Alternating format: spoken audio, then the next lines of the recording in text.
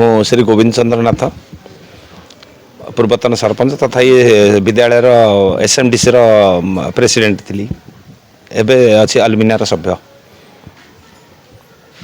विगत 4 दिन है विद्यालय बंद थिला एवं छात्र छात्री पाठ पढ़ा प्रति बहुत व्याघात सृष्टि होने कौन कह निश्चित यहाँ थिला व्याघात जो गार्डियन मानकर दृष्टिगोचर है पिला माने कंप्लेन कले एमती शिक्षक शिक्षयित्री मान भितर कौन झमेला होती जोटा कि आम पाठ पढ़ा होनी तेणु से दृष्टिगोचर होगापर आमर किसी प्रतिनिधि आमर गार्डियन भितर आसिक बुलाबुली करते शिक्षक शिक्षयित्री सहित आलोचना करते जोटा कि से सतोषजनक उत्तर दे पारे शिक्षक शिक्षयित्री मैंने एमाने स्थिर कले जे उपर विभाग कर्तृपक्ष को जनवा आमर आवश्यक तेणु एमाने जाइए विडीओ पाक डीओ पाक दवापर डीओ टिके डिले करदे माने कार्यकारी करने विषय क्षमतार प्रयोग कर हठात तेणु जहाँफल कि चाबी पकड़ा बाध्य हेले समस्ते चाबी पकड़ा पर शुक्रवार ठूँ चाबी पड़ता आज एडीओ आसिले बीओ आसछंती एबीओ आमर चेयरमैन ब्लॉक चेयरमैन आउ पुलिस प्रशासन सहित आमर जिला परिषद आसते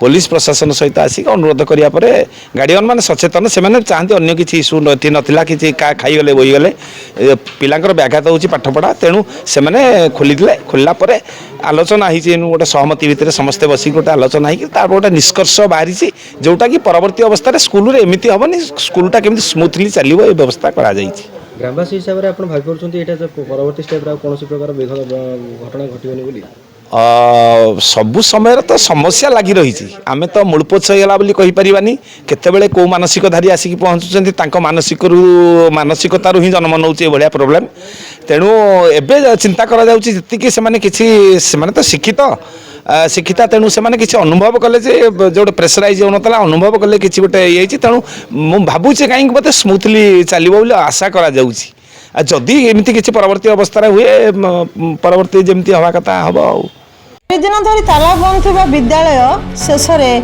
पिपिली एसटीपीओ ग्रामवासी और अभिभावक मानक बुझासुझा करी समस्त कार्य उपस्थिति रे समाधान करने को प्रतिश्रुति देवा परे सोमवार ताला खोला जाई पिला मानक भीतर को छड़ा जाई।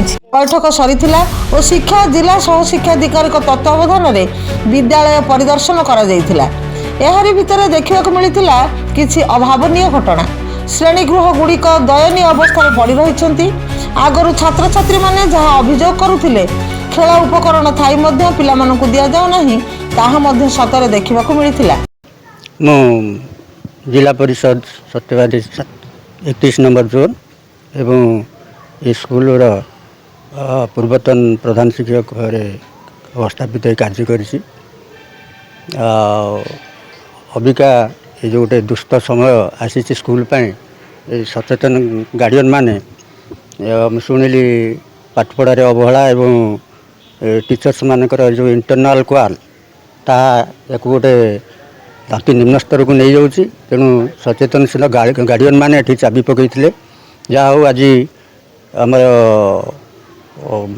पदाधिकारी शिक्षा विभाग बीओ एबीओ एवं एडीओ ये सब आसी एवं अनुरोध करते बहु लिंगरिंग न करी गोटे तार आशु समाधान से मैंने कुछ बाट बाहर कर उपस्थित थिलु विशेषकर कि जन शिक्षक ये डिस्टर्ब कर निश्चित भाव आम जहाँ अनुभव कलु किसी शिक्षक ये डिस्टर्ब कर इगो मेंटेन कर गोटे एलिमेंटारी एवं सेकेंडारी गोटे ये डिफरेन्स सृष्टि कर जहाँफल कि भितर किसी इंटरनाल क्वाल जो युवाक माने ये परिवेश परिस्थिति सृष्टि गोटे गोटे देखा गले शुक्ल विद्यालय गोटे ना रही आसला एवं वर्तमान जो शिक्षक शिक्षक व्यक्तिगत समस्या को नहीं छात्र छात्री पाठ पढ़ा प्रति जो व्याघात सृष्टि करें कौन कह निश्चित भाव में यहाँ निंदनीय घटना आम समस्ते टीचर एवं आम अन्य मानक एग्जाम्पलारी हवा उचित उदाहरण सृष्टि करवा उचित आम आम भितर जदि ये विशृंखला एमती सृष्टि हम पाठ पढ़ा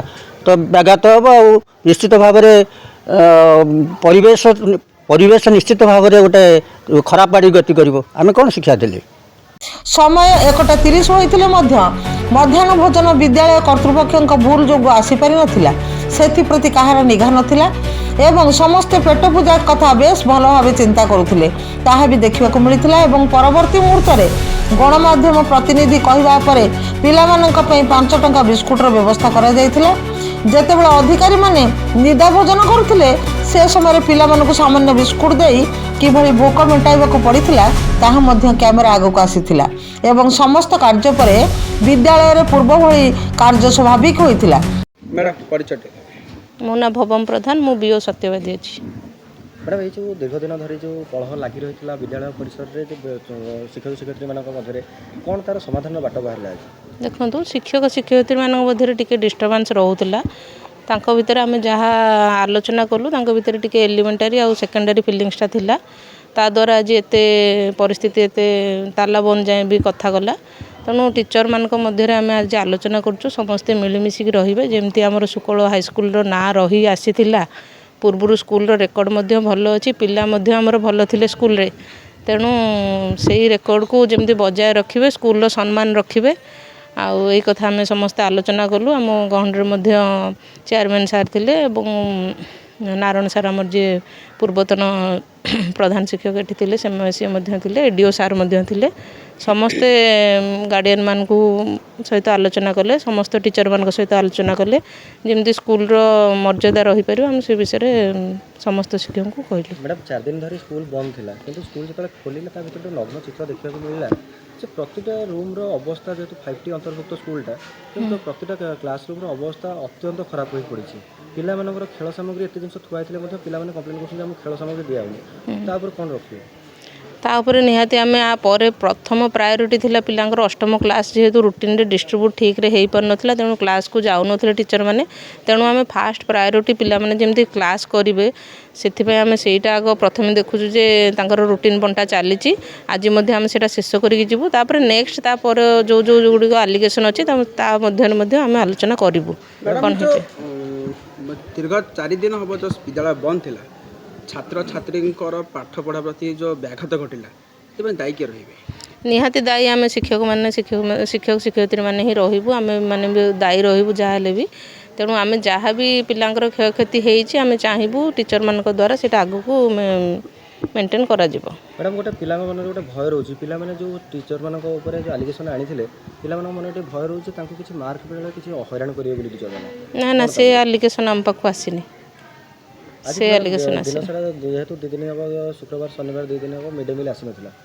ଆଜି ବି ସ୍କୁଲ ଖୋଲିଲା କିନ୍ତୁ ମିଡ୍ ଡେ ମିଲ୍ ଆସିପାରିଲାନି। ପିଲାଙ୍କୁ 5 ଟଙ୍କିଆ ବିସ୍କେଟ୍ ଗୋଟେ ଦିଆହେଇଛି, ଦିଆହେଲା ତାଙ୍କୁ ଖାଇବା ପାଇଁ।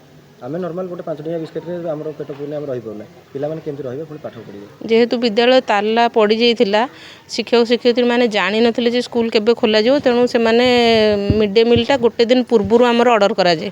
ତେଣୁ ଆଜି ଯେହେତୁ ତାଲାଟା ଖୋଲିଲା, ସେମାନେ ପୂର୍ବ ଦିନରୁ ଅର୍ଡ଼ର କରିବା କଥା। ସେମାନେ ଜାଣିନାହାନ୍ତି ଆଜି ତାଲା ଖୋଲାଯିବ କି ନ ଖୋଲାଯିବ, ସେଇଟା ଗାର୍ଡ଼ିଆନଙ୍କ ଉପରେ ନିର୍ଭର କରିଥିଲା। ତେଣୁ ସେମାନେ ମିଡ୍ ଡେ ମିଲ୍ ଗୋଟେ ଦିନ ପୂର୍ବରୁ ମଗାଇ ପାରିନାହାନ୍ତି। ଆସନ୍ତାକାଲିଠୁ ସବୁ ସୁଚାରୁ ରୂପେ ଚାଲିବ। ମାନସ କୁମାର ମାଥଙ୍କ ରିପୋର୍ଟ, ସୁଦେଶ ନ୍ୟୁଜ୍।